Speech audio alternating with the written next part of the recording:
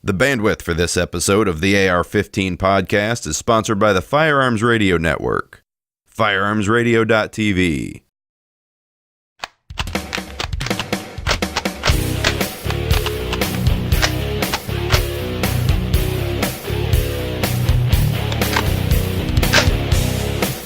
Welcome to episode number 110 of the AR-15 podcast.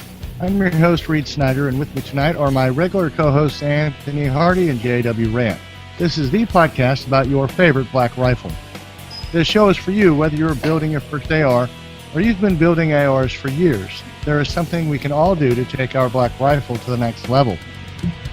Well, listeners, we have a treat for you tonight. We have a panel of awesome female shooters who've graced us with their presence and have decided to explain to us why women shooters always embarrass us men at the range.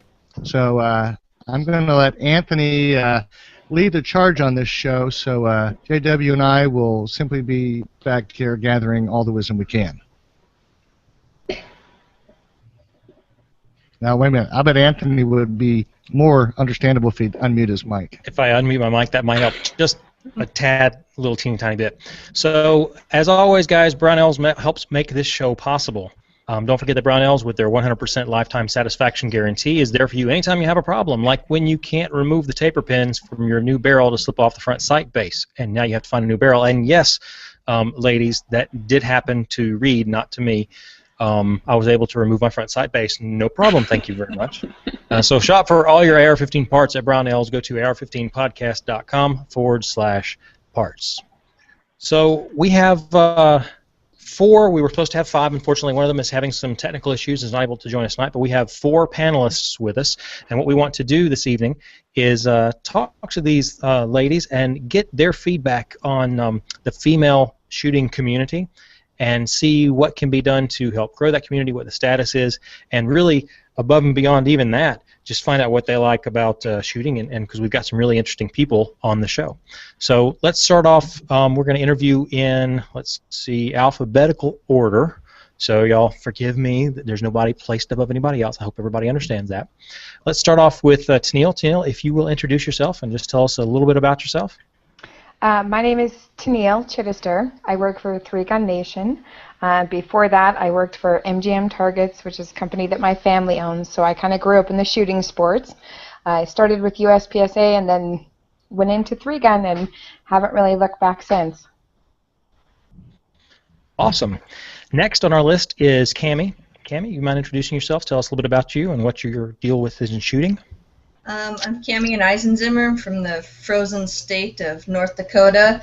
I began competing in USPSA in 2007, which was also the first time I had ever picked up a firearm.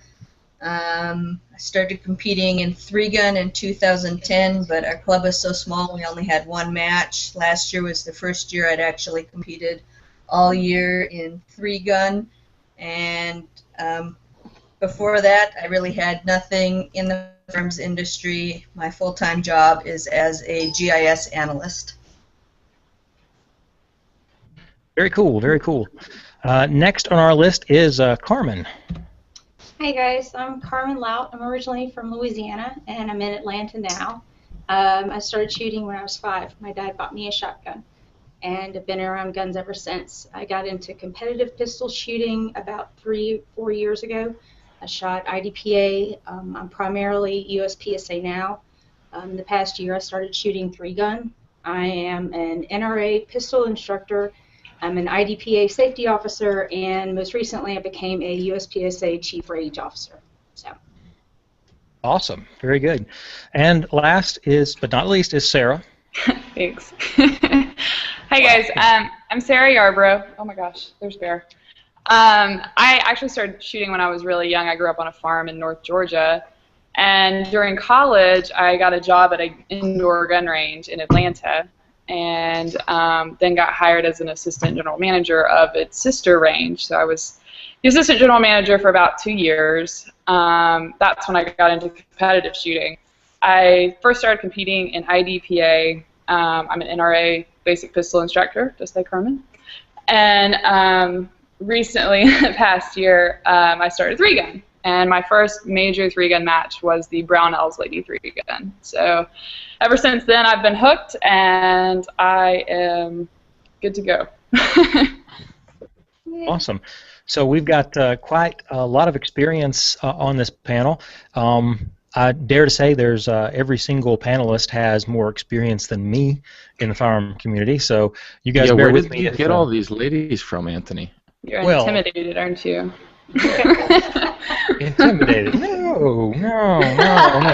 We've got dogs too. Yeah. Well, we have real dogs. Hey. All right. Somebody been looking at my Facebook page? I have little bitty dogs, but I love my dogs a lot. No, in all seriousness, we really do appreciate all you guys coming on here. And no, I'm not intimidated. I've taken my wife shooting a couple of times. Yes, I love my puppies. And every time I've taken her out, the very first time I put my M&P 1522 in her hands, she outshot me, and she'd never used it before. So I have mad respect for you guys and everything that you do, and have no problems whatsoever having the snot beat out of me, which is exactly what would happen. So what I'm interested in is hearing y'all's thoughts on what the current level of participation in the firearms community is among females, because I've noticed when I joined the Lisa Marie Judy, and I'm sure all you guys are familiar with her, when I joined the 3-gun events, I can't remember the exact name of the Facebook group, I joined it to try to find 3-gun events in my area. And as I was going through that group, I noticed that the majority of the posting was from female. I think you meant female shooters.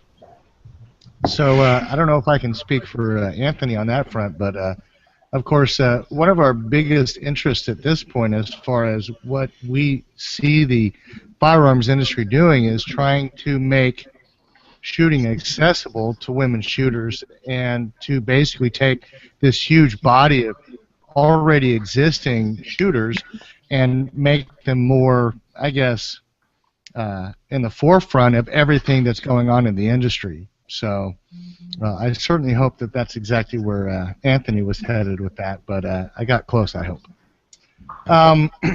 So Anthony started off with a whole bunch of questions. Let me go ahead and just kind of run into the very first one here. So can you tell us how you each got involved in firearms? I mean, what was kind of that triggering event, the inspiration, the mentor that got you involved in them? Well, for me, it was my father when I was a kid. He used to take me hunting, and it's funny because I haven't eaten meat in 24 and a half years now. So I purposely never actually shot anything, but I was really good in target practice. And then most of my friends, most of my guy friends are either military or law enforcement. So they kept saying, look, Carmen, you need to get a gun for self-defense. You need to start carrying a pistol. This is what it's about. And that was about 7 years ago. And I would go to the range and do my best to practice, but I wasn't quite sure what drills were about and how to actually practice. And one of the guys said, oh, well, I ran into one of these clubs, and for $15 you can shoot a match, and you get to meet friends, and we go to eat after. And so that's really where I started getting into the groove in a competitive shooting. Anybody else? I kind of have a similar story as Carmen. I grew up on a farm in North Georgia, so it was a family tradition to go out on Christmas and Thanksgiving and just blow things up. So it was kind of a positive memory as far as that goes. So when I got to college, somebody offered me a job at a gun range, and I took it, and it's kind of been, that's history, I guess. My story is actually completely different than everybody else's. I was raised in a household of 4 generations of females, so we did not have any firearms, and it wasn't until the death of my uncle in 2007, which I inherited several rifles and handguns and had no idea if they were loaded or what to do with them. It just so happened that our range does a safety class, and so I figured I'd better figure out what to do with these firearms. Took the class, and at the end of the class was a hands-on portion.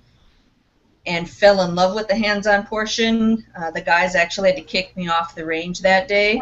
And the next day they had a USPSA match, so they invited me to come watch. I've never just been one to watch, so they strapped on a whole bunch of gear, and I competed in my first match, the second day I'd ever fired a gun. And for the first year and a half of competing, I had to borrow other people's equipment because I didn't have enough money to buy my own. That's awesome. And Tennille? That is really cool. I started shooting like USPSA when I was about 15 or 16. We had lost my dad to the action shooting sports of USPSA and Steel Challenge, and we never saw him anymore. So my mom said, this Father's Day, we're spending it as a family wherever he happens to be. And yeah, that happened to be on a shooting range, which is what every 15-year-old girl wants to do, is hang out at the shooting range. But I spent about 10 minutes there, and I'm like, oh, I could do this. This looks like fun. And so I kind of started shooting USPSA. Eventually, I went to college, so funding my habit anymore. And so I didn't get to shoot much until after my kids got a little bit older, and then I could actually afford to shoot. But like Cammie, when I started shooting 3-gun, I was shooting hand-me-down shotguns. I started with a Walmart 20-gauge pump shotgun because that's what I could afford as a college kid, you know, and hand-me-down rifles and that kind of thing. So I've always been involved in the shooting world at different levels depending on what my budget could handle at the time. That's awesome, guys. I mean, we've got some really wonderful stories and like a full width of experience from, you know, recent till childhood all the way forward. So you guys, let's just say I'm envious. And we'll leave it at that. So what do you think? We've got, you know, there are all different kinds of shooting that go on. There's home self-defense that people practice for. There's hunting, recreational shooting, competitive shooting, that kind of thing. Tell me what areas are most comfortable for females if they're just getting started, or what would you recommend, or what kind of different things have you seen in these different areas when it comes to the female shooter? Let's start with Cammie. We'll start left to right on my screen. All right. I'm the ladies program coordinator for our club, so I run all of our ladies' nights and do all of our courses. And probably I get the most interest from the ladies when we start doing Steel Challenge with the 22s, because they can get outside, they can hear the ping of the steel, they get to watch the reactive targets. So I think probably that's where most of the ladies that I've dealt with really find the enjoyment and really want to start, is with those simple 22s and getting the reactive steel out there. Cool. Carmen? Again, Sarah and I have very similar experiences with the clubs, and I really feel like that the indoor clubs and ranges are the primary place where people need to start, and not just women, but women, families, kids, etc. Because it provides a really close-knit environment. You've got the store there, people come in, they talk to the people behind the counter, they meet friends, and these clubs really foster almost kind of like family type of relationships. And then there's the competitive side too, which makes it fun. It's a challenge. You know, people like to do that. And then I think somebody else mentioned, maybe it was Cammie, about borrowing gear. I'm sorry if it wasn't Cammie, but you know, that's a really good thing, because none of us really had any gear when we all started, and it was, hey, well, why don't you try my holster? Hey, why don't you try this? And especially females, we're smaller, we're shaped different. You know, and in competition we use drop offset holsters, which aren't legal for men. And there's certain things like that, and the last thing you want to do is blow $150 on gear and find out it doesn't fit. So in that respect, I think the indoor ranges and the matches, the weekly matches that are held there, really foster good relationships among people, and it helps people feel more comfortable and less intimidated, because it's more of a fun family type of atmosphere. Cool. Sarah? I'm going to kind of piggyback off of what Carmen said, and it's actually funny because when I started shooting competitively, I went in one night and Carmen was at one of the IDPA matches, and I was like, oh no, I can't do this, I can't do this. Do you remember that? You're and awesome.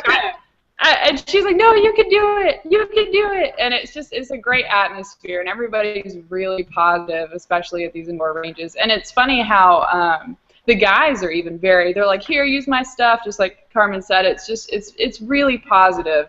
And I think the biggest problem is a lot of women are intimidated by that, by the competition, by all the guys. And when they see other women doing it, they are more comfortable. And I still remember, Carmen making me feel so comfortable, and she was the only one that I was like, no, I think I can do this, And, I'm like, come drink beer. Yeah, exactly. But it's fun, and nobody cares how well you do, and that's what a lot of women don't, they're so worried about their image and stuff so much that they get in there and they get really intimidated really quickly, and so it's nice to have other women there to kind of encourage that kind of deal.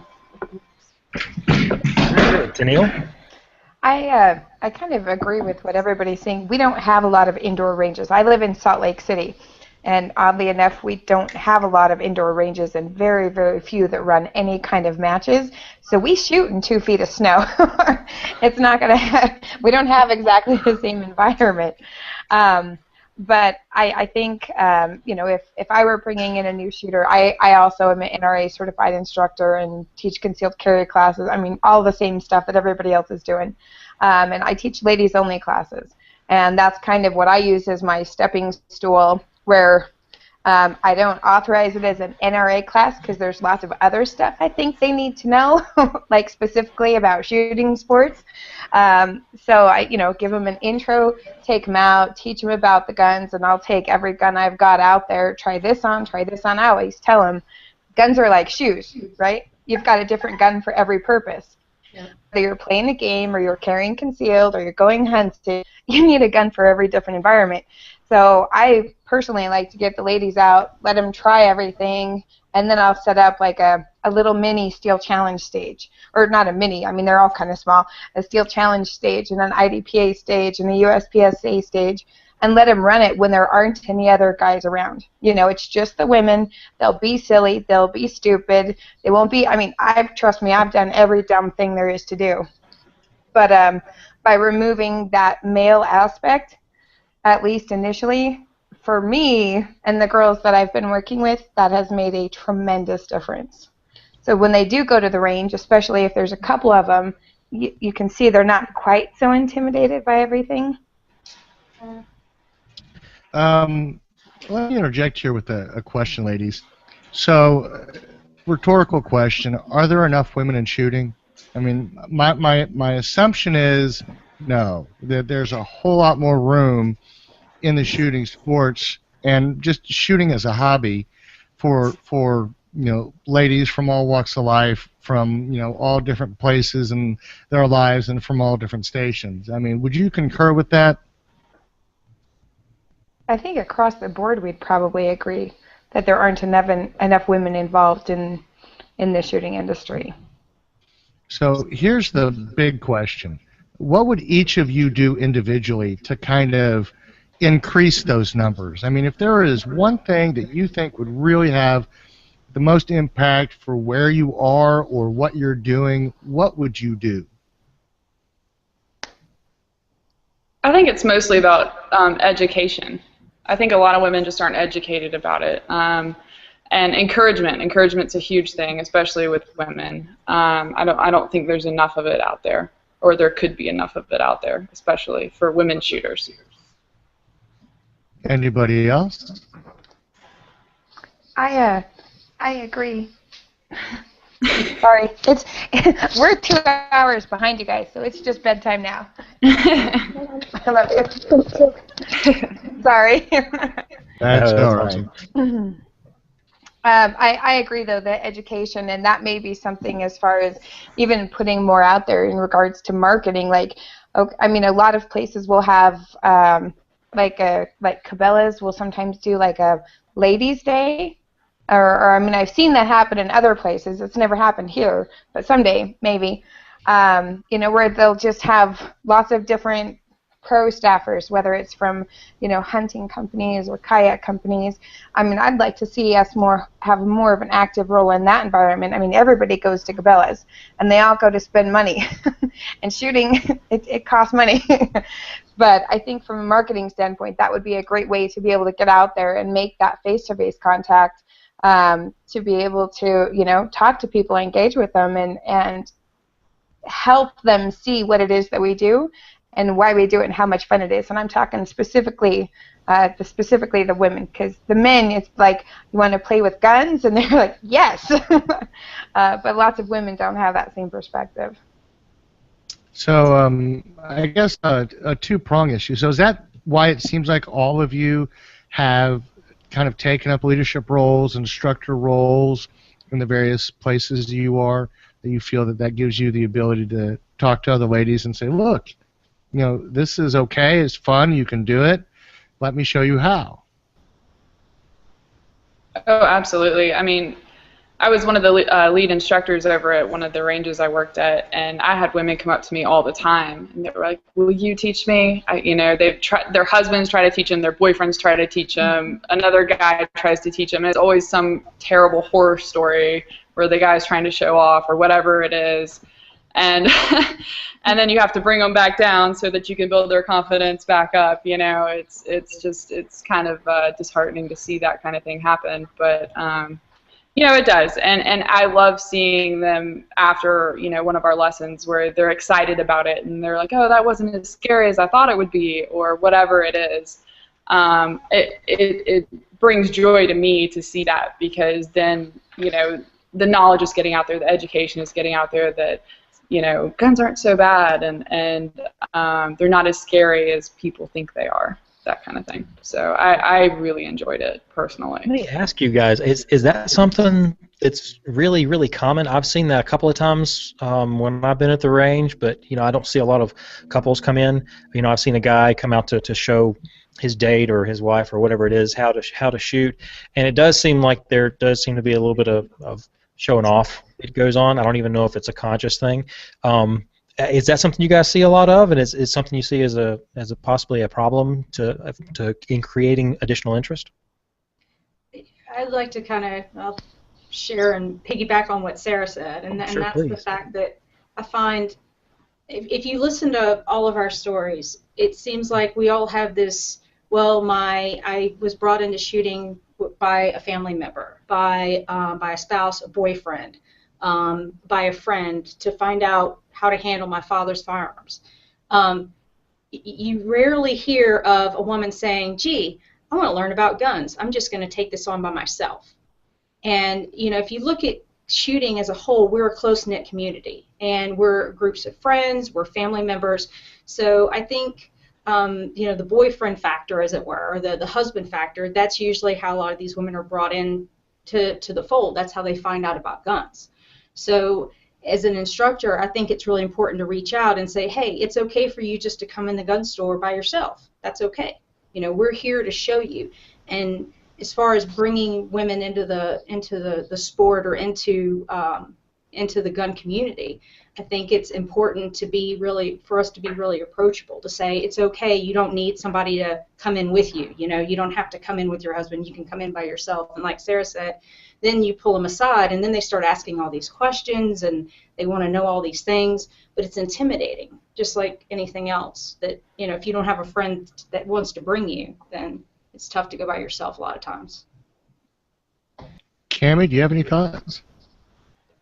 I think everybody's right. Like in North Dakota right now, with the influx of oil field, our crime has increased, 100-fold, and what we're seeing right now is a lot of ladies getting handguns from their significant others, and they have no idea how to use them, how to hold them, or anything like that. And it's the guys buying, I carry a .45, that's what my wife or my girlfriend should be carrying, and they come in with firearms that are grossly mismatched for their, build and personality. So, it's nice just to have a ladies' night at the range where they can come in, try different firearms, and figure out what they actually need and what they can stand with their hand types and things like that.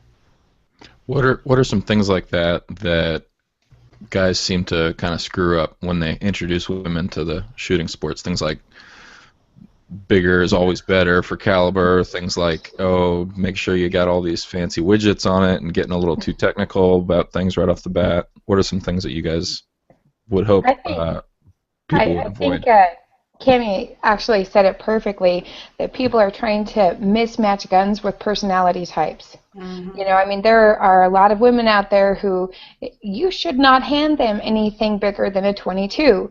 That would be stupid of you and mean to them. You know, but then there are other people out there where the first pistol I shot was a 45 double stack pair ordnance, and that's when I started competing with when I was 15. That worked for my personality type. That I would never do that to a lot of the women I have worked with. I mean, I thought that was a great observation just about the personality type. And I don't think that a lot of men who are out there trying to shop for their wives or girlfriends, and I always tell them, don't do that. If you want to buy them a goodie, take them to the range, and the same thing, rent everything they've got, let them try everything on. But I don't think the men really see it that way. And the personality behind the pistol, I guess that's a great way to put that, by the way, Cammie. I think that really makes a huge, huge difference just from everything, whether they're going to compete or they're just carrying for self-defense or just for something even at home. But that's definitely an issue. Now, I have a follow-up on that. So I think, Janelle, you talked about how the industry basically is out there and what they're doing to bring ladies to them by way of reps and just that public face. Does that start with them, or does it start with you guys? I mean, is this something where the companies need to go out and hire, product reps who are female, or is it because you guys are in it and you love it that you step into these leadership roles? So I think, Sarah, you said that you're shooting for a competitive team. Is it HK? They just started a sponsor shooter program. And so, I mean, is that what really is going to lead the charge, or do you think it's going to be on the industry side? It's kind of hard to say, to be honest with you. You have all these misconceptions about, women getting sponsored and if it's for the guys or if it's for the girls. It's kind of still up in the air. The industry is definitely, I can see, starting to lean towards the females more. Some of the clothing companies are starting to make more female tactical clothing, which I'm super stoked about. That's exciting for us. So I think that the industry is definitely leaning that way. And being at SHOT Show this year, I saw so many more women than I've ever seen before there. So that's really exciting, and I hope it continues. I really do. I agree. I think it's really a combination of people like Sarah and Carmen and Cammie and myself who recognize the need in whatever aspect it is. Maybe it's at our club, or maybe it's with an actual shooting company. We've all kind of taken different roles in that aspect. But I think it's really a partnership between the industry and the grassroots girls is what I'd call us. To grow our sport and to build it and to build the education and recognize that, hey, there's a need for this. I want to make this happen, but I need support from the industry. And it's also the industry's place to look around and be able to say, that girl right there can help us make this happen, or that guy can help us make this happen. I mean, it doesn't need to be a male-female thing. It needs to be a right person kind of a thing. And I do believe that goes both ways, and that's what's going to be, in my opinion, the most instrumental in growing the female sports. Now, I'll go so far as to say that I think that generally within the Firearms Radio Network, we have a perspective of leadership in the firearms industry being an older guard, an older generation, and they're used to doing things their way, the way it was always done. So obviously, as that rotates out and we get younger people in, we get more progressive management into companies, or we have companies that are begun by your contemporaries. it seems to me that there is this kind of softening of that old guard position. Is that something that you guys would say is tangible? Do you feel that, or is that just my cynical nature? Oh, I absolutely think that's true, especially after being at SHOT Show and seeing all these companies out there. There's definitely a breath of fresh air going through the gun industry right now. There's a lot of new leadership out there right now, and I think they're kind of tapping into that younger crowd, the women crowd. Kind of, I think it's kind of a new demographic is forming as far as a lot of the shooting sports are concerned. Anybody else have any thoughts on that?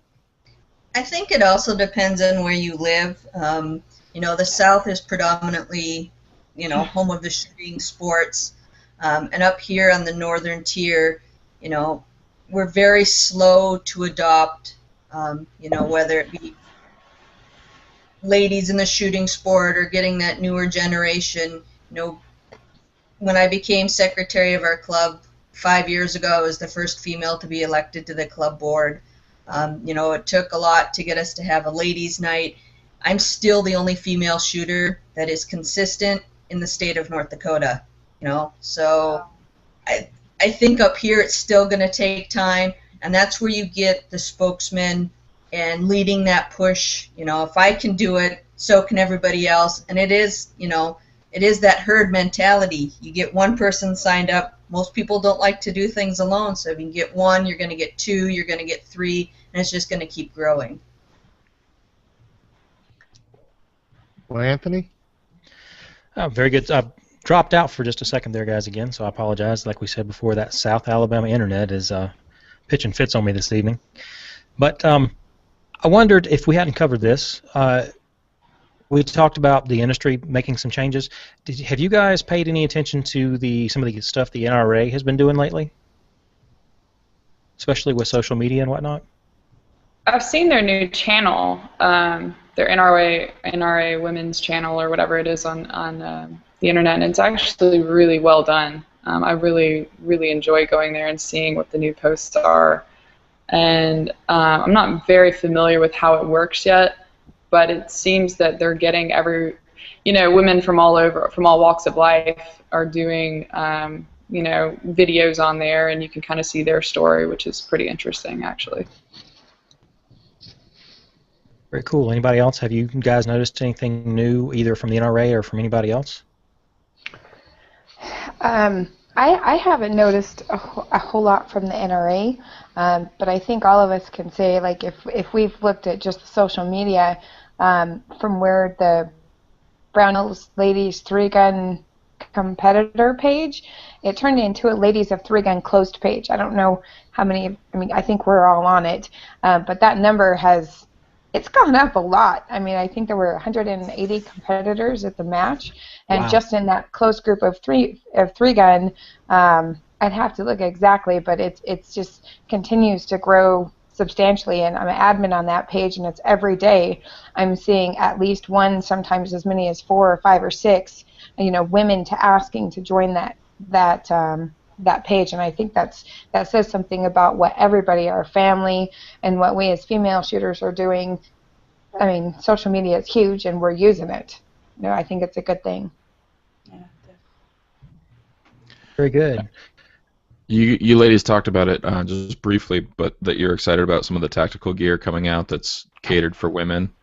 Are there things that you guys put into practice when you're competing that are specially designed for women, or do you kind of have to make do? I think pants are probably the worst thing for women to find. Would you guys agree? The right pants are so elusive. I'm 5'11", so usually there are high waters on me. Yeah, I'm on the opposite side. I'm 5'4", so I trip over my pants. Yeah. Yeah. But I think it's everything. It's clothing. It's grip sizes. I find so many women that I go to teach, and it's difficult to find a grip that they can actually reach the trigger, much less the mag release, just the trigger alone. Mag release. And on long arms, the stocks. I mean, I am constantly, and I mean, I'm 5'3" and 3/4, so I'm not short, but still. And I mean, I'm scavenging for youth stocks. So let's not even forget about the kids, but just women in general. A lot of the equipment just doesn't fit smaller people. Yeah, all of my equipment I've had to modify because of my short stature, and I have really small hands, so I had to take, the grip off my M&P that just has skater tape.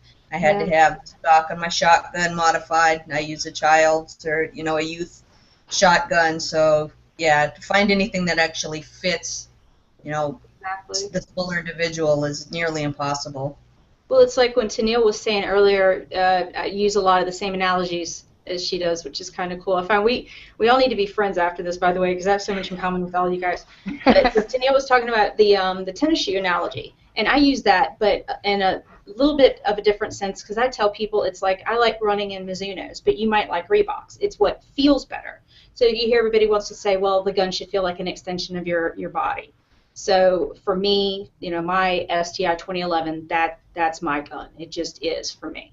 But it doesn't mean that, for some of you, you like another type of firearm. So the grip and all these other things really come into play there.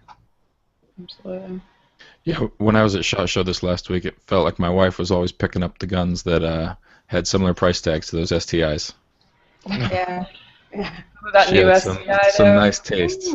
No, mine's a custom build, and actually had to have the grip sanded down underneath the grip tape. And even then, I have a right side mag catch, because with a regular mag catch, even with an extended, I can't hit the mag release. But now I've got my mag changes in sub 1 second, but it's because of the right side mag catch. So I want you to know that JW and I being lefties, we kind of have that alternate use on our pistols as well. I'm waiting for SIG to come out with an all left-handed 226, but I don't think it'll ever happen. No. Well, guys, since we seem to be on the subject of gear, you guys want to go through like what some of your favorite, especially this is the AR-15 podcast, so what your favorite rifle is? Cammy? I just had a custom built AR-15, but probably my favorite platform is the M&P 1522, just because it is so versatile. It's easy to start new shooters on, aside from, the ammo scare and you can't find 22 ammo anywhere. But, I mean, I can take it out. We have a lot of gopher hunts up here, so we can take them out there and modify it with basically anything you want. And right now, that has to be probably one of my favorites. Awesome. Carmen?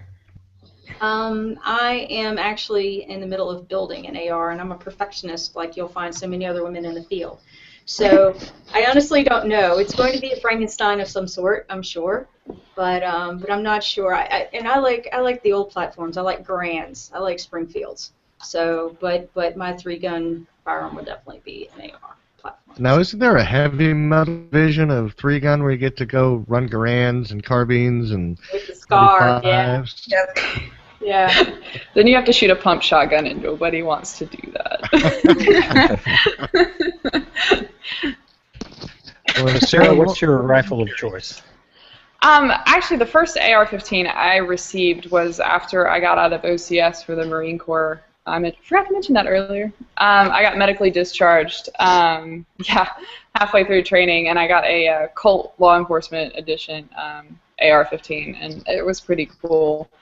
When I started competing, though, it was a carbine length, but when I started competing, I wanted a mid-length, so I Frankensteined the crap out of that thing and put Daniel Defense parts all on it, so it is definitely a Frankenstein AR.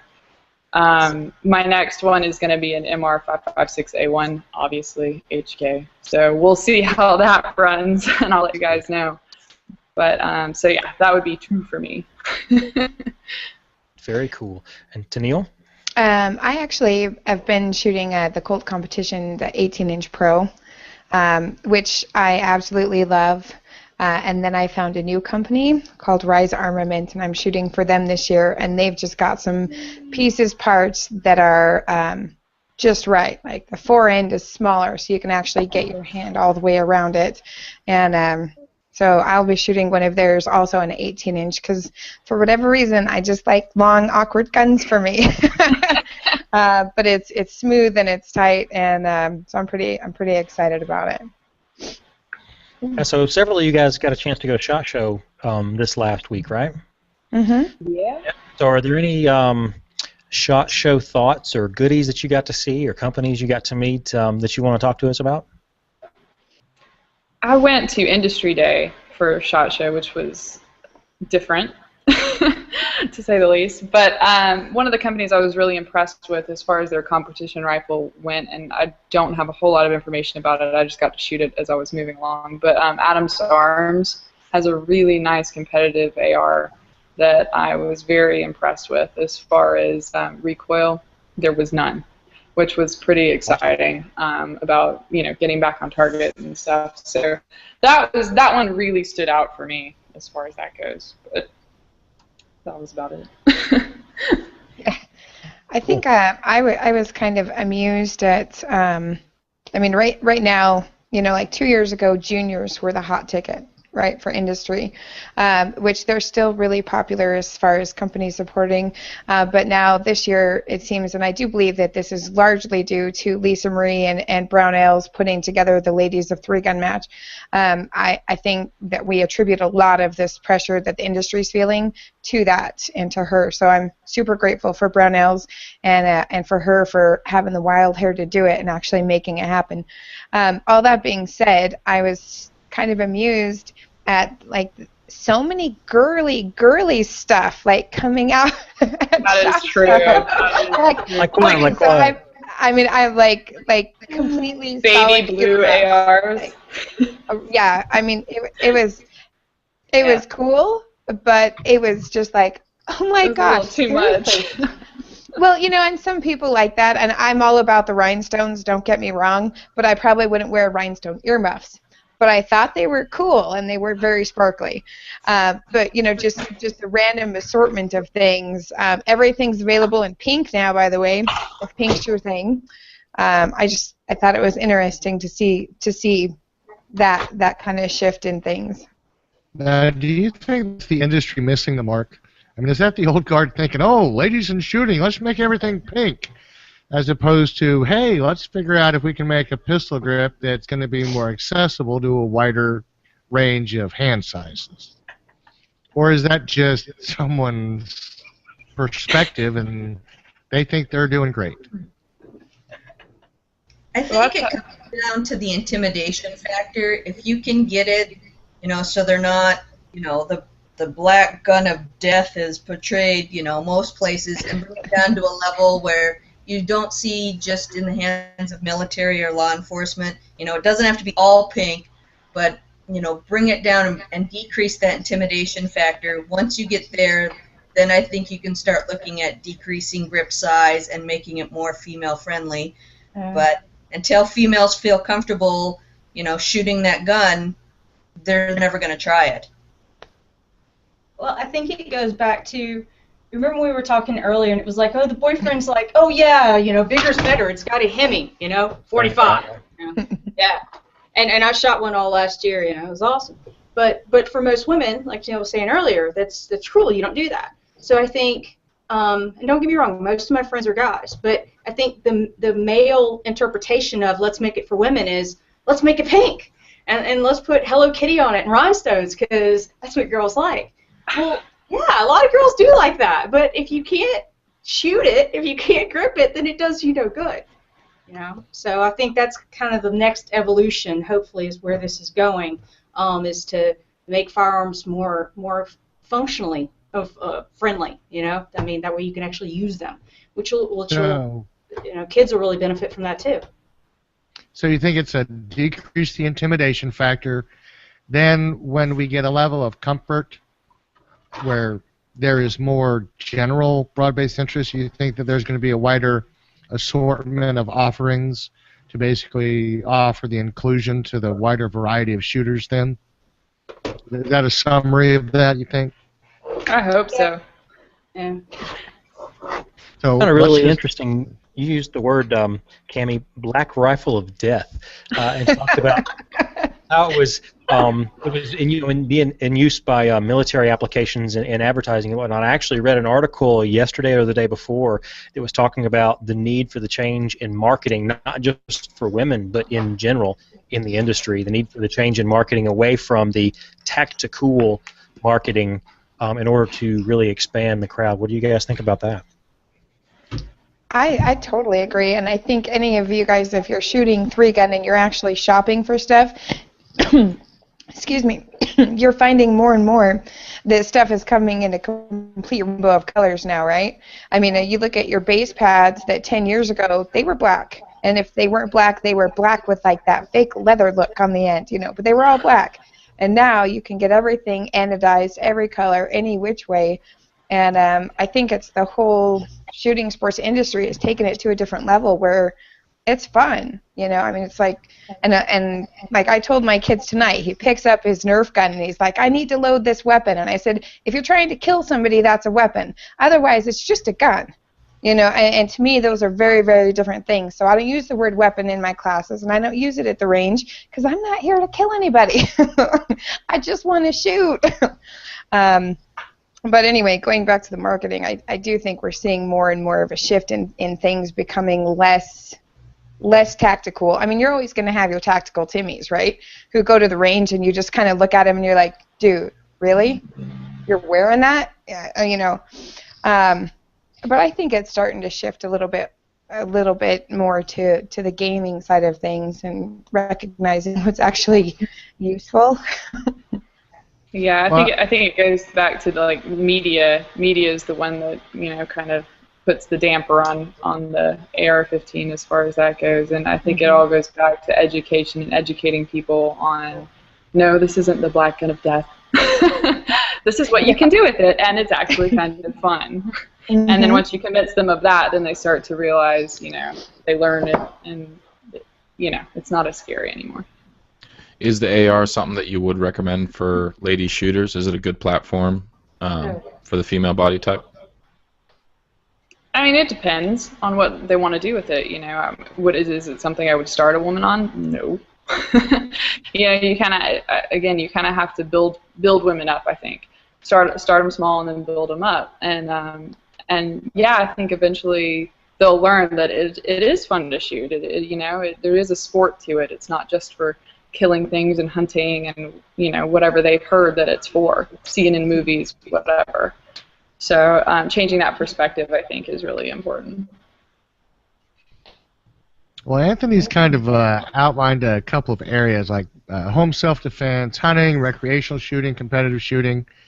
Do you collectively, independently have thoughts about what is the best avenue to attract female shooters? Is it going to be because they're interested in protecting themselves?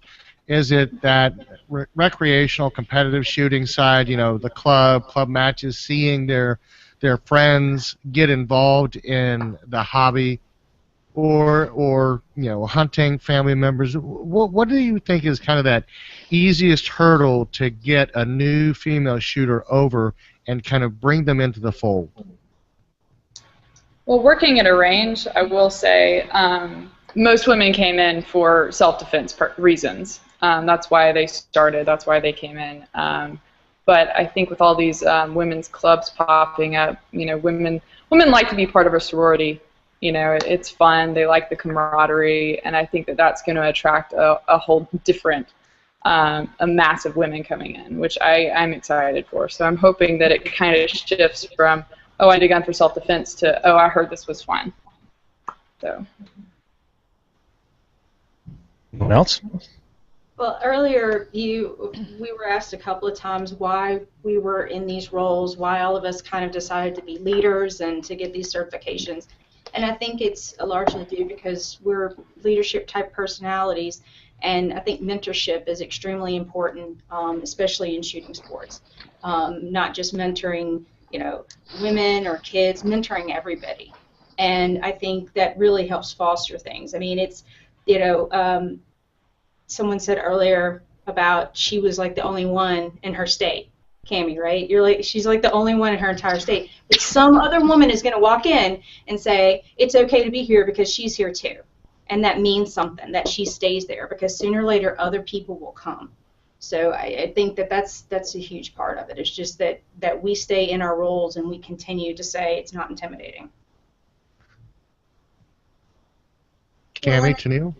It's part of being an ambassador too. You know, Exactly. I consider myself, you know, not so much a mentor or a role model, but an ambassador to the shooting sports. You know, it's, you know, the posts on Facebook that show me shooting is portrayed in a positive light. I talk about it positively in the fact that I have fun. It's a stress reliever, you know, not these negative connotations, you know.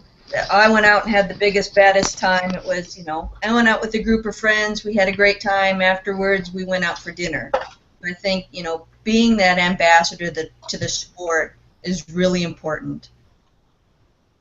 And I think sport is a really important word too, because it helps foster the Second Amendment, because instead of saying, oh, it's tactical, oh, you know, it's a weapon, no, there's a difference. You know, like, you know, there's a difference between a weapon and a firearm, which largely is a huge NRA thing, but I think it's important. And so when we start saying, oh, well, you can get it in these colors, oh, it's a sport, then it becomes less intimidating. It becomes a sport. It's not lethal. You know, the ARs that we use, you know, that, you know, I've got 10-year-old kids that shoot 22 matches with ARs. It's fun. It's a sport. So is that demystifying it for people? Exactly. Tennille, do you have any thoughts?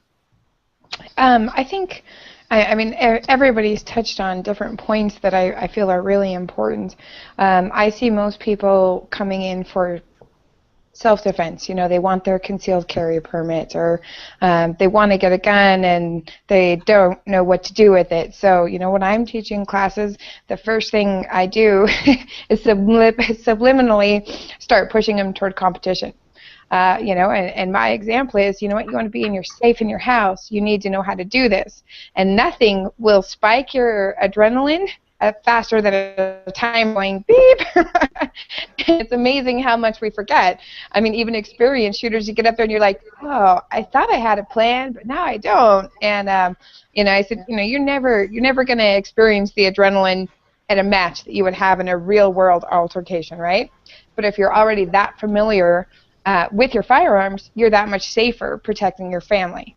And so I always like, you want to protect your family, you need to shoot this. You need to do a competition. And it does kind of help demystify just having both. It's okay to play with guns. It's a game. That's what we do. But it does also help foster just better firearms handling skills. And, you know, if somebody comes into my house, I know I can take care of my family. There's no question about that. And I think for the average person that doesn't really have any range time in any degree but decides they want a gun to be safe, it's probably more scary for everybody. Well, I think those are all great perspectives. It kind of sounds like the idea of ambassadorship, you know, basically standing there in that blank space and saying, come on, it's okay.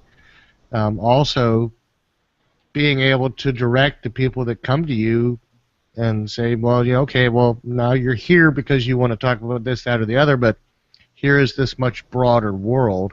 And then the whole element of demystification. I think I'm going to have to send my wife out to a self-defense class.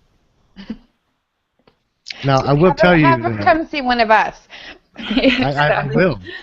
Now, I have to tell you, though, I sat her down. I basically arrayed a broad range of firearms, and the one that she enjoyed was my P220, the 45 SIG. So, shot a 22, a 9, you know, everything. She loved my 45.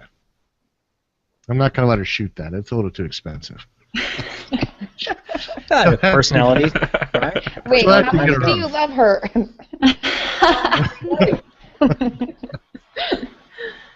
So, you know, when it comes down to it, we've covered a lot of things, but, you know, I kind of want you guys to tell me, what can we do as men because, I've got a daughter who's 9. I want her to be involved. She's a purple belt in Taekwondo, but, there's a point at which that's not enough. My wife knows how to handle the firearms in the house, but I would like her to be more comfortable. What can we as men do to foster that spirit, that I don't know, that support, so that the people that are important in our lives will go out and try out a club or try out a class or get their CHL? I mean, Are there magic words? Magic words that can be said? Or you things got to that we share a couldn't- little more of your ammo budget, Reed. My wife has a very good job. Well, I think that to me, I always tell people that a carry firearm it's like insurance. I don't want to ever have to use it, but if I do, it's there. And Tennille touched on an important part, and that's the skill sets that competition brings. I had never drawn from a holster before competition, and it looks so easy on TV, like so many other things. But drawing from holsters, clearing malfunctions, counting your rounds and knowing how many are left in your mag, reloading, these are things that you learn in competition. And you learn for people that are friends. It's basically free. You sit around the restaurant afterwards, you talk, and people, and I think those two things together, self-defense and competition, make a really, really good pair. So as men, going back to that question, I think the biggest thing that you can do is just, number one, be encouraging and be friendly at the range. Because I think, and a lot of us, or at least I started on a range where they did not want any girls there. And I'm just kind of like, oh, you just don't know you want me here yet. I'll tell you all about it. But a lot of people aren't that obnoxious. So what I think the men can do is, number one, if you've got daughters, take them out, take them shooting, and do it when they're young, so that when they are older and they're not living at home, and say they're 18 or 19, and I want to go out to the range, that they have that the self-confidence to do that. I mean, if you listen to just our stories, most of us got into this because of a father figure or a family member who left us guns, something like that. So if you have those girls or your sisters or your cousins, especially when they're young and before they get that weird male-female we love, hate you kind of thing going on, that would be a really good thing to get them out there. And to piggyback on that, I would say let them be involved in the entire process. It's great to buy surprises and get gifts. However, getting a gift of a firearm that doesn't fit you, probably not, the best idea, and probably one of the quickest ways to scare ladies away from firing is to get them a gun that is, doesn't fit their personality, doesn't fit them, So if you're thinking of doing that, take them to the store, show them what's out there, give them the options, that you would be looking at, and let them choose for themselves. And then take them out to a lobster dinner. That too, yes. Positive reinforcement is Right. a biggie with women. Absolutely. My own sister has been married to a cop for 16 years, and she shot her first firearm last year. And a couple of years ago, I didn't realize, she said she was scared of him, and I didn't realize, and took her to the range. I was like, here, try this, it's awesome, it's a brand new 1911, blah, blah, blah, and literally she started shaking and crying. And it really, I felt so bad. And my brother-in-law was like, I told you, I'm like, you need, where you live, you need to have something in the house. And it took her actually going to the range and her literally picking out, that's the one that was okay. And it was an M&P 9, and that's what she likes, and now that's what she shoots. But she had to pick it out herself. Sarah, any thoughts on what a man can do to make it easier for his daughter, sister, mother, wife, girlfriend? Yeah, I mean, I think it's just positive reinforcement is really all it is. Women don't like to be pushed, especially when they're scared, or at least I'm like that. I can't speak for other women, but I don't like to be pushed when I'm scared. So taking it slow, taking it easy, and even a lot of ranges down here. I don't know about other places, but a lot of them have like ladies' days, And I think that's a great time to take your daughter, your wife, whoever, to the range, because then they see other women shooting. They're like, oh, well, if she can do it, I can do it too. That kind of goes back to that aspect. So, you know, taking them on those kind of days, maybe taking them on nights when there's a girl and a gun, or, you know, any of those women's groups would be good. And then they can start meeting people. And once they start meeting people, again, that camaraderie forms. And women love that. You know, they love that camaraderie, and they're more likely to come back and to practice and have a positive experience. Well, I think we've covered all our major questions, so before we get on to the rest of the show, I want to first ask you, tell me, is there one big misconception about a female shooter that you have to consistently overcome all the time? And if so, what would that be? I would say it's still the looks. You know, I mean, I travel a lot, and so when it's convenient, I go shoot at the clubs if they're running a match, and I used to do this alone pretty often, and it was always that look, you know, the look from the guys on the first one, like, oh my gosh, are you freaking kidding me? There's this girl out here, and it was always a little bit of disbelief, and I always kind of wanted to hit him, but that's not good relations, right? So, you know, then after that first stage, when you're working and you're resetting and you're taping and you're helping, not to mention it helps when you're beating them, but then it was like, oh, okay, she might be okay. You know, but it was always at a new range, that first 10, 15 minutes with a new squad, and just the look of, what's she doing here? You know, I mean, and I'm sure it wasn't intentional, but that does not go unnoticed by women. We are far more observant than men, and we pick up on those little nuances. And I hope that we're seeing more and more of a shift, you know, from the ranges, like the range I shoot now. When the first time I came out there, that was the first time I hadn't gotten that kind of reaction, which is awesome. So I'm hoping it's shifting in a more positive direction. Yeah, I would have to agree with that. Is when you walk into a new gun range or walk in somewhere where they don't know you, it's automatically, if she doesn't know what she's talking about. And I even saw it at the SHOT Show a little bit. I went to shoot a couple of ARs at a booth, and the guy asked me, he was like, so did you like them? I was like, yeah, but I like the trigger in the first one better. And he's like, oh, you noticed the trigger difference? And I was like, yeah. He's like, oh, well, just most girls. And then he kind of trailed off, and I was like, okay. You know, so it's still, you kind of have to overcome that most girls thing, and I think we're getting there. I think we're starting to, because again, you know, like Tennille said, I've had a lot of people not do that as often lately, which is nice. Sarah? Oh, I'm sorry, Sarah. Cammie? I'll keep talking if you want. I think everyone's hit on it. It's that, you know, for me in the competition aspect, it's, you know, going up to a new range and the new briefing that they give, and they're like, do we have any new shooters? And they look at you. No, yeah. I'm not a new shooter. I'm probably more experienced than most people here, but they automatically assume that you have no idea what you're doing and you shouldn't be on the range. Carmen, how about you? I completely agree. It's it's very funny, and I usually just kind of play stupid, and you know, I'll go. I think once I actually was sitting in a new shooters meeting, and a buddy that recognized me came in, and he's like, "What the flip are you even doing in here? You should be teaching this." And I'm like, "Oh, they told me I needed to be here, so okay, it's fine." Because it's really rewarding that by the end of the match they're actually asking you, "Hey, can you help me with this?" And then they're like, "Can I have your number?" Because not because they want to ask you out, but because, you know, they need help, like building something or, you know, picking something out. So. No, they're asking you out. That's what they're doing.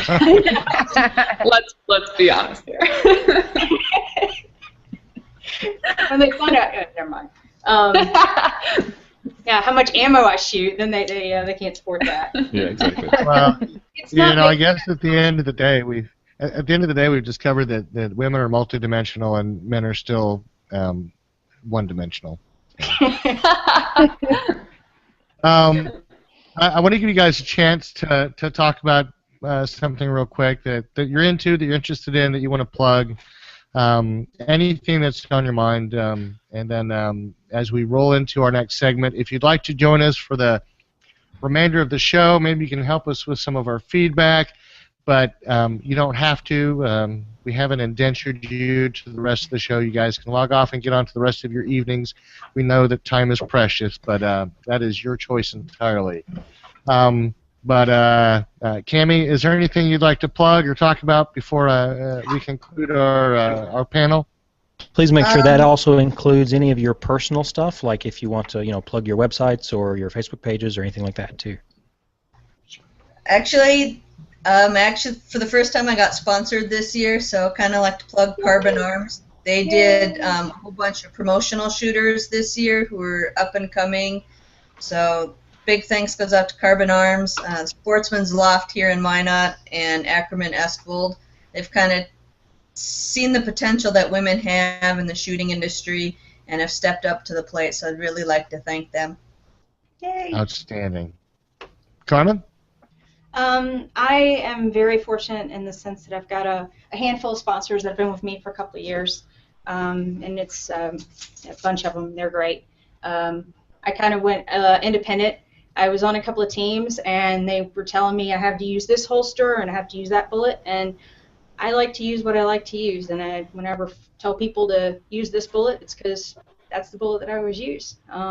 So thanks to all those guys, and it's too many to name, thank goodness. Also on Facebook, I run a special page called Shooting Match Announcements, and this is my plug here. When I first started shooting, I wanted to go to these big matches. And people say, oh, we're going to the Area 6, and I'd say, gee, well, when is that? Oh, it's next weekend, but it's all full. So I started keeping a spreadsheet of when the registration dates were, because it's not really the match, it's 6 months before, because these matches fill up in an hour. So I started this page because I kept having to email my spreadsheet, and so now it's just online. So now match directors from across the country post their matches, and it's basically just a major hub for people to go to find out where matches are, and it's everything from Appleseed, High Power, Steel Challenge, IDPA, USPSA, 3-gun, you name it. So I've actually got a website guy working right now. We're actually going to do that later on. But it's Shooting Match Announcements. So just ask to be added, and I will. It's not an open group because I don't want a bunch of crazy people showing up at our matches. So thanks for having me. All right, Sarah. Okay, I definitely want to plug HK, obviously. They've really helped me out a lot, and this year is going to be incredible, especially with them. The company I work for is Hill & Mac Gunworks. They're a reactive steel target company, and they've helped me out a lot, and training on the targets it's really upped my game a lot. And then those are my two main sponsors right now. As far as Facebook page, I'm actually going to be creating an athletic page soon, and my YouTube channel is Leadhead Red, so you can check that out too. All right, Tennille. So, of course, I have to plug Rise Armament. They are a veteran-owned company out of Broken Arrow, Oklahoma, so I support them. Woohoo! And their products are 100% all-American made, which also gets a great big stamp of approval in my book. And then MGM Targets, of course, family company, great products. And 3-Gun Nation, which incidentally, there are still match slots open for the Western Regional in St. George, Utah, and it's going to be awesome. It's the end of February. So that's it. Thank you guys for having me on. It's been a pleasure. And ladies, I'll send you a little friend request here in a few minutes. Please do. Yeah. Well, outstanding. So we have Tennille Chidster. Mm-hmm. Is that right? I want you to correct me if I pronounced it wrong. Just smash it all together. It was easy before I got married. Yeah. All right. So Cammie Eisenzimmer. Yep. Am I close? Okay. Close. Eisenzimmer. Eisenzimmer, Carmen Laut, Yep. and Sarah Yarborough. You got it. So we want to thank you so very much for coming on the show and joining us. And as I said, we will stop the torture. You guys can go ahead and get on with the rest of your nights. But if you'd like to stick around, we do have some things to cover, and in fact, we would be starting with the winner of our AR-15 podcast rifle giveaway. So With that, whatever your choice is, in the meantime, we'll get started. So the podcast giveaway an AR-15 sponsored by Brownells, and Hunter Carr is the fortunate winner of that. And so Hunter has, in fact, responded, so we will be shipping the rifle to him, so there will be no further drawings. I want you to know, ladies, that we actually gave away, the first winner was a female, and we gave her 30 days to respond, and we didn't hear from her. And then the second one was a man, and we didn't hear from him for 30 days. So Hunter Carr is the first one to show up. So by default, the second runner-up gets the rifle. It's just like a beauty pageant, right? First two are off boozing it up somewhere. So we'll be giving that shipped out to Hunter, and I think we'll probably be able to get him on the show. I think he's real excited to do that. Awesome. But since you've all agreed to stay here, you're in for the duration. We're going to do some feedback, so chime in if you have any opinions, and I think you might be a much more suitable panel for some of these. But Bear writes in, he says, "Hey guys," and I don't think he knew we were having the panel, so forgive him. I've been tweaking my first AR, a pretty baseline DPMS, and finally have it about where I want it. It cycles well and somewhat slower than most other ARs. I've tried leaving the felt recoil much lower and less jarring. I love the way it shoots, and it's turned into a great first project. But because we can never be satisfied, I'm now thinking of starting my first build. It's going to be a 308, and I'm considering something in the bullpup realm so that I have a longer barrel without sacrificing overall length. Before I get to that, I'd like to purchase another rifle, as I'm considering Cerakoting pink and giving my current AR to my girlfriend, and when we decide to get married. Being a 5.56, I'd again like to go with something shorter, and came across a link for what appears to be a great SHOT Show sale on complete AR pistols through Radical Firearms. Have you guys heard anything about Radical? Anybody have any perspectives on them in the industry? Janelle, were you shaking your head? Yeah, I can't say I know him personally because a lot of the stuff in our industry is through the grapevine, but I have very good friends that know them very well. Okay. And they seem to be a reputable company, and they use lots of high-end makers or manufacturers. That's all I know, but they're a big company and they're growing fast. So have any of you guys done any dabbling with the pistol ARs? Do you have any thoughts or perspectives on those? Haven't played with one. Well, Bear, I think we are all drawing a blank. I don't think any one of us has handled a pistol like the AR or so. Yeah, and he wrote into us afterwards as well and said that the sale actually was over a very short time later. So. Well, you see, you have to be very quick on a podcast that takes a week to turn around. Yep. Let's see. My only experience with the AR pistols is how I did my SBR build, and it's kind of like a Mark 18, but I think I probably have an extra inch of barrel, and it was just while I was waiting for the stamp, I had it built as a quote-unquote pistol.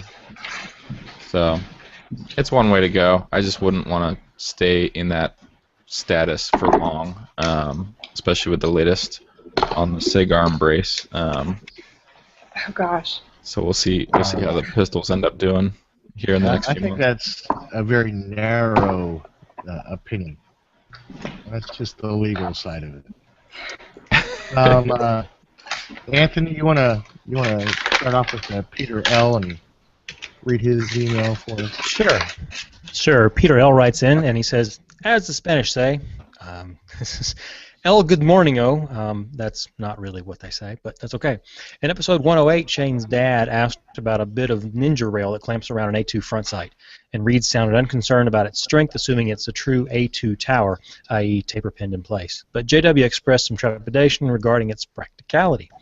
I share both views. I have one on my Franken rifle, and it serves quite well, though the Magpul cantilever mount would probably serve just as well or better. I just couldn't find one locally, but wanted my light further forward, and hence my tower clamp thingy. At the same time, I like the result. My 100-yard zero did shift a few inches after attaching the bright glowy device, but group size was unaffected. I considered the light permanently attached, so I keep it doped that way. I've had no problems in many, many hundreds of rounds. If the ergonomics fits you, I say go ahead and use the clamp thingy. Plus, more Ninja Rail is cooler, right? The podcast continues to give me great enjoyment. Thank you for all the work you put into it. Have any of you guys handled ARs for competition that have the pinned A2 front side bases? Or are you guys all rail mounted or? I'm sure probably rail mount, right, guys? Yeah. Yep. Yes. So then our next piece of feedback comes from Brian T. And he says, I was watching your video on YouTube and saw your AR blueprints. Where did you purchase those, if I may ask? Thank you very much. I must have missed that episode, or I wasn't paying attention, one of the two. I think Brian is referring to another podcast. Maybe he's a fan of another YouTube operation. I don't remember having any blueprints up.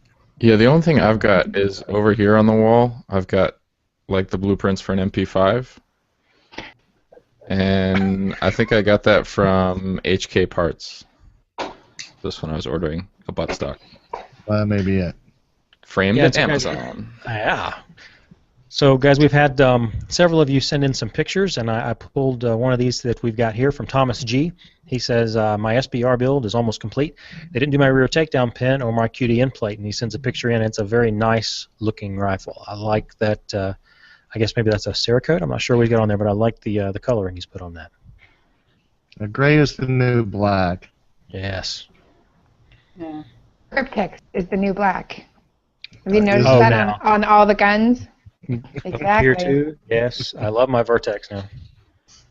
Yep. What else you guys got? Somebody want to take the next piece, JW?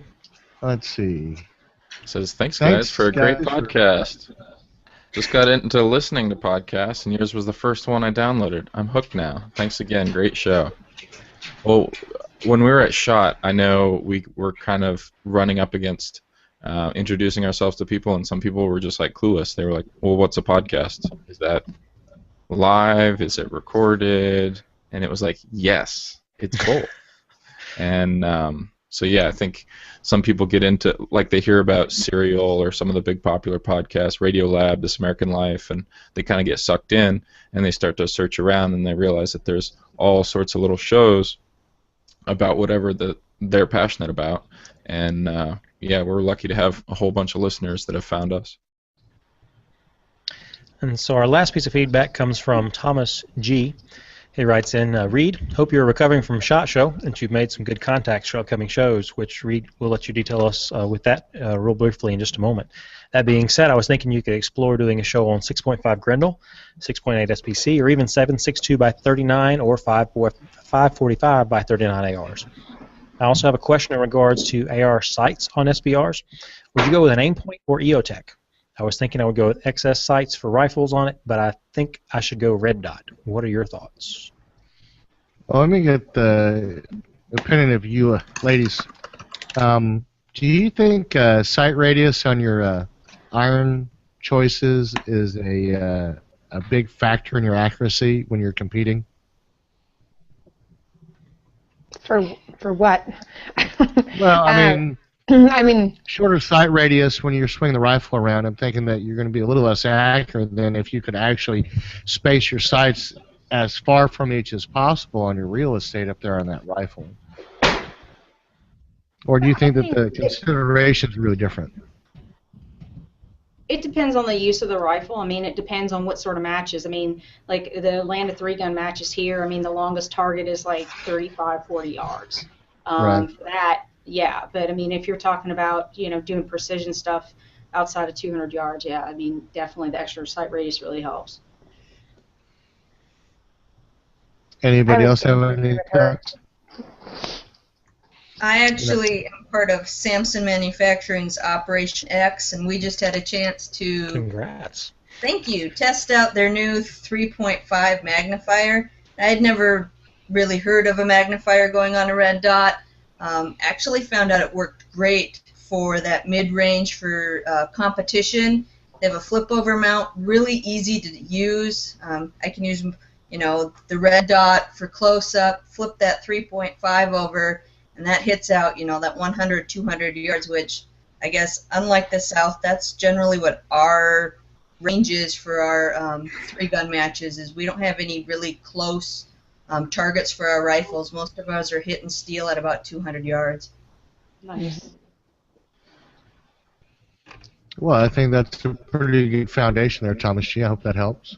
Yeah, what You know about what, I aimpoint was, versus EOTech, guys? Do y'all have a choice? Uh-oh. So should we open this can of worms? Yeah, right. I have an EOTech on my rifle now, and I used to love it. But now that I've shot a little bit more and I've looked at the aimpoint micro, I've practiced with it. I kind of feel like the EOTech is too much to look at, and I kind of like just the single dot. I don't know. I'm kind of on the fence about it right now, so I would love to hear other people's feedback on that. I think that's a really good perspective. Speaking of SHOT Show, we went and talked to the guys at Aimpoint, and around their booth, they had this little museum gallery of all their Aimpoints that had been exploded or shot or burned in fires, and were still turned on and functioning.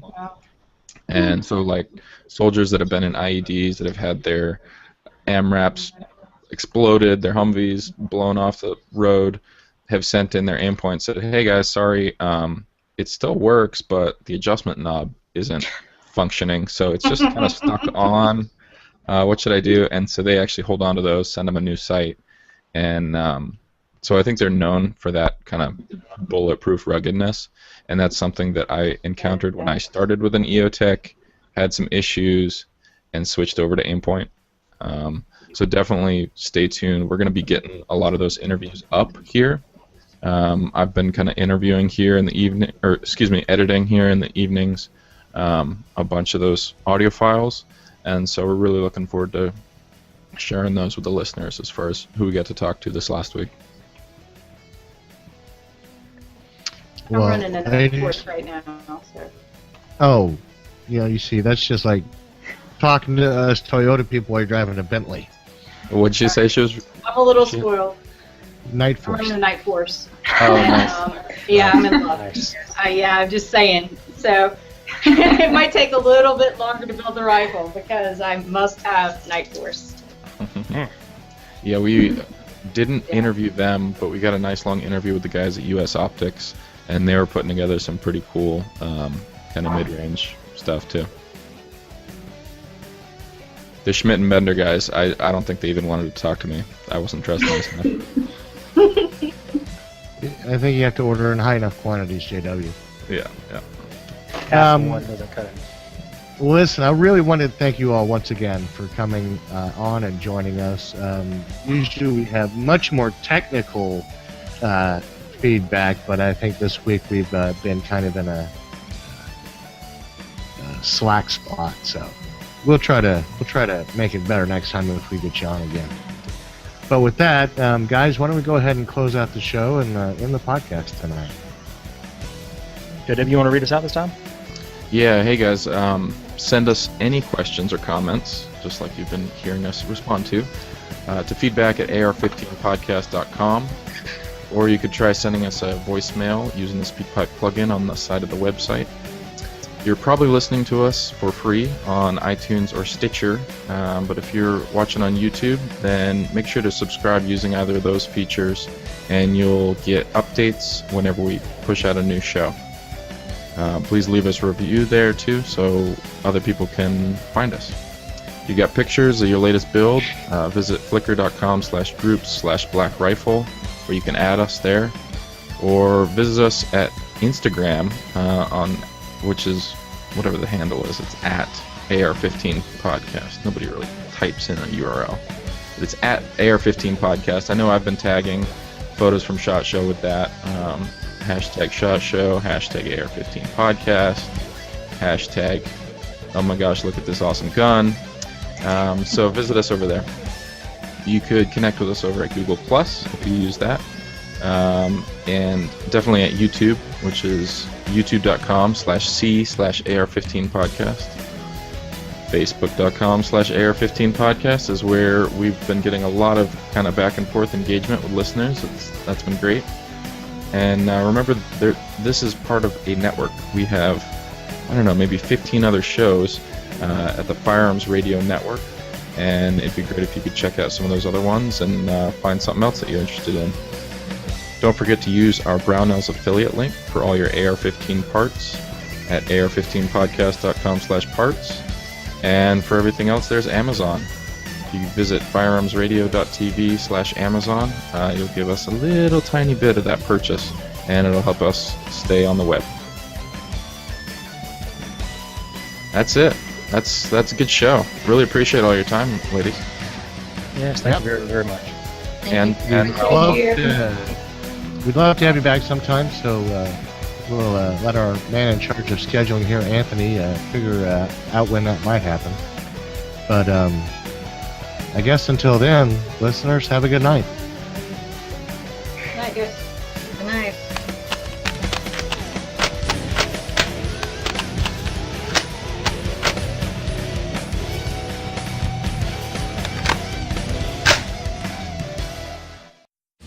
This has been a production of the Firearms Radio Network.